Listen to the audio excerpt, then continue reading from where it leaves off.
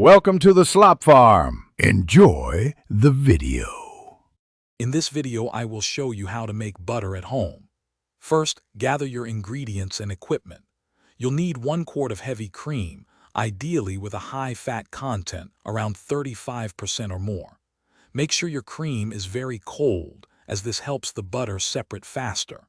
You'll also need a stand mixer with a whisk attachment or a food processor, and a bowl for collecting buttermilk. Now let's get to churning. Pour your cold, heavy cream into your mixer bowl. Begin whipping on medium-high speed. Initially, it will become thick like whipped cream.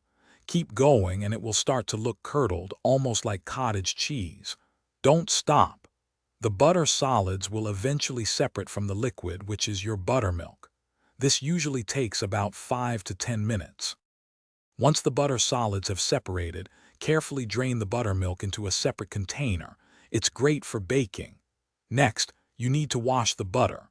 Place the butter in a bowl of ice-cold water and knead it gently. Replace the water several times until it runs clear.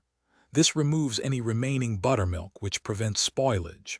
Finally, knead in about 1/4 teaspoon of salt per stick of butter, if desired.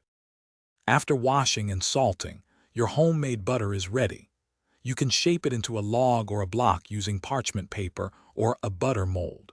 Store your fresh butter in an airtight container in the refrigerator for up to 2 weeks, or freeze it for several months.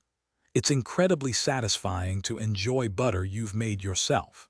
For more great tips and deals, including a link to the Owala water bottle, check the description below. Thanks for watching. Consider subscribing if we helped you today.